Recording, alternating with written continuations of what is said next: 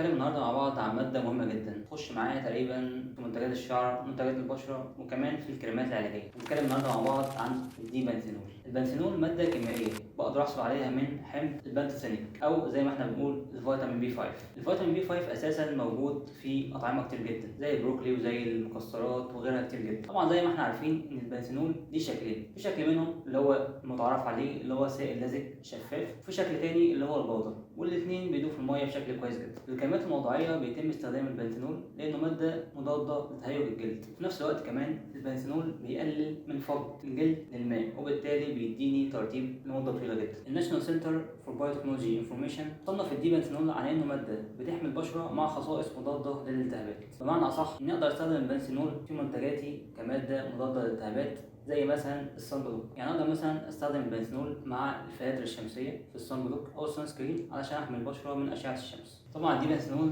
مش بيستخدم بس في منتجات البشره، لا كمان اقدر استخدمه في منتجات الشعر انه بيدي ترطيب كويس جدا ولمعه عاليه جدا. طبعا اقدر برضه استخدمه في منتجات الاظافر انه بيدي لمعه كويسه جدا برضه، واقدر اعتمد عليه ان هو يقوي الاظافر. في نهايه الحلقه عشان ما اطولش عليك، الديبنسينول تقدر تستخدمه لحد نسبه 5% في منتجات البشره ولحد نسبه 1% هتكون كويسه جدا في منتجات الشعر. طبعا مش محتاج اقول لك ان انت لازم تحطه في درجه حراره اقل من 40 عشان ما يكسرش. في النهايه ما تنساش تعمل لايك، تشترك في القناه وتفعل زر الجرس عشان يوصلك كل جديد. والسلام عليكم ورحمه الله.